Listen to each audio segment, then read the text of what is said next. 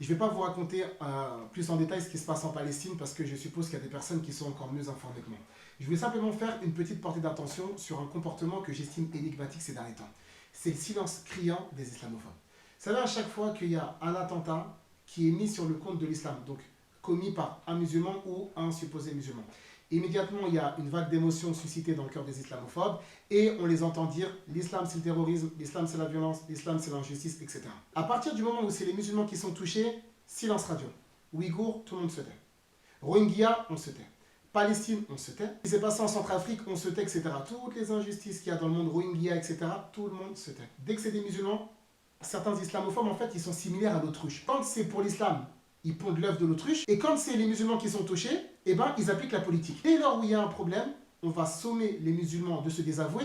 Et je répète, le fait que les prédicateurs musulmans se soient désavoués publiquement du terrorisme, ça n'a rien à voir avec une forme de soumission étatique ou diplomatique. C'est un devoir religieux, c'est un devoir de sincérité et un devoir d'objectivité que de condamner le terrorisme en tant que musulman, peu importe l'auteur, peu importe les victimes, peu importe sa forme, peu importe l'endroit où il a été commis. Et ça, c'est un ordre coranique. Allah nous dit dans la sourate 6, verset numéro 152, وَإِذَا قُلْتُمْ فَعْدِلُوا. Lorsque vous parlez, soyez juste. Et dans la sourate 5, verset numéro 8, Allah dit subhanahu wa ta'ala وَلَا يَجْرِمَنَّكُمْ شَنَآنُ قَوْمٍ عَلَىٰ أَلَّا تَعْدِلُوا اعْدِلُوا هُوَ أَقْرَبُ لِلتَّقْوَى.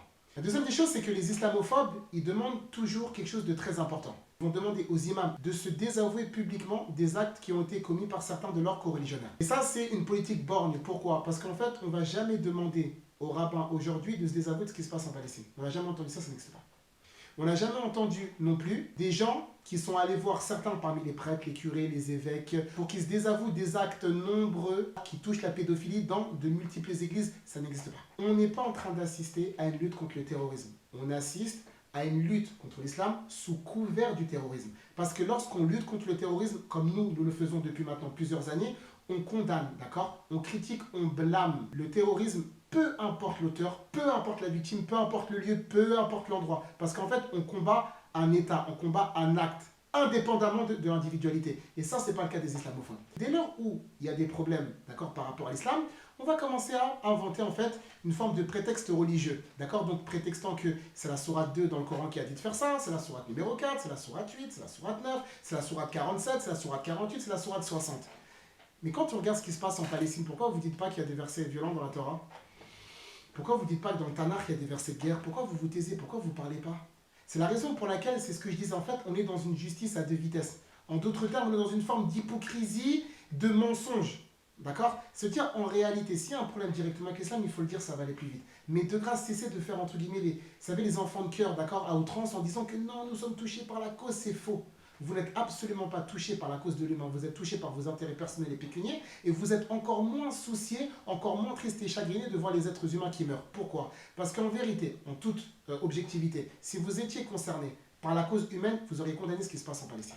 Vous auriez condamné ce qui se passe en Chine, critiqué ce qui s'est passé en Nouvelle-Zélande, dans la mosquée lorsque 50 fidèles se sont fait tuer à bout portant. Vous auriez également condamné ce qui se passe en Centrafrique et dans d'autres endroits, et également pour toutes les autres communautés mondiales qui ont été touchées par le terrorisme. Peu importe s'ils sont musulmans ou pas, ça c'est un autre sujet. Et c'est là où vous allez trouver l'hypocrisie, et j'ai même envie de vous dire la lâcheté des islamophobes. Parce qu'en fait, vous savez sur qui taper, d'accord? Fort avec les faibles, faible devant les forts. Condamnation borgne. Quand c'est les musulmans, on parle. Quand c'est pas les musulmans, on ne parle pas. C'est la raison pour laquelle j'ai dit précédemment, et c'est ce que j'avais même dit il y a de ça plusieurs mois, on n'est pas face à une lutte contre le terrorisme. On est face à une lutte contre la religion musulmane sous couvert du terrorisme. Parce que lorsque c'est d'autres communautés qui pratiquent des actes encore pires que ceux qui sont commis par des supposés musulmans, tout le monde se tait. Dès lors où les musulmans passent d'acteurs à victimes, d'accord, et d'agresseurs à agressés, silence radio. C'est la raison pour laquelle ça prouve une nouvelle fois le peu de considération que vous accordez à la vie des musulmans, à leur sécurité et à leur intégrité. J'espère que cette vidéo vous aura été utile, profitable et bénéfique. Barakallahu fikum wa salam alaikum. الله أكبر الله أكبر